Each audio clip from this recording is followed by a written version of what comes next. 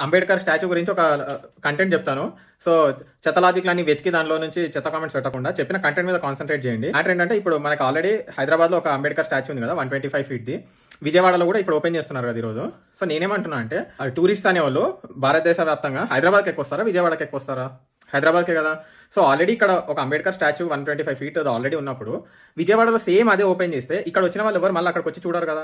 దాని బదులు అంబేద్కర్ స్టాచ్యూ బదులు వేరే అటు సైడ్ ఆంధ్రాలో ఉన్న వేరే ఎమినెంట్ పర్సన్స్ ఎవరిదైనా మహనీయులు ఎవరిదైనా అంతే ఎత్తులో కానీ ఇంకా అంతకన్నా పెద్దగా ఎత్తులో కానీ స్టాచ్యూ పెడితే టూరిస్ట్ ఏంటంటే ఇప్పుడు పటేల్ స్టాచ్యూ చూడడానికి గుజరాత్కి వెళ్తారు, అంబేద్కర్ స్టాచ్యూ చూడడానికి హైదరాబాద్కి వస్తారు. అట్లా ఇంకొక వేరే స్టాచ్యూ ఏదైనా పెట్టుంటే విజయవాడలో అది చూడడానికి అటు వచ్చేవాళ్ళు. అట్లీస్ట్ అట్లా టూరిజం అని ఇంప్రూవ్ అయ్యేది. ఇప్పుడు ఈ సేమ్ స్టాచ్యూ పెట్టినందుకు ఏం ఉపయోగం ఉండదు. ఇక్కడ చూసిన వాళ్ళు మళ్ళీ అక్కడికి రారు కదా. ఇంకా ఆంధ్రా నుంచే ఇప్పుడు ఏదైనా ట్రిప్స్ కోసం హైదరాబాద్కి వస్తారు. సో వేస్ట్ ఆఫ్ మనీ కదా అది. పొలిటీషియన్స్ అనే వాళ్ళు కేవలం అంబేద్కర్ని ఓట్ల కోసం వాళ్ళ కోసమే వాడుకుంటున్నారు. ఇప్పుడు కేసీఆర్ ఇక్కడ ఓపెన్ చేశాడు 125 ఫీట్ది. ఓట్లు ఏమైనా పడ్డాయా? దళిత బంధు ఇచ్చాడు 15 లక్షలు ఓట్లు పడ్డాయి. అట్లేం లేదు. జనాలు ఎవరికి వేయాలనుకుంటే వాళ్ళకే ఇస్తారు.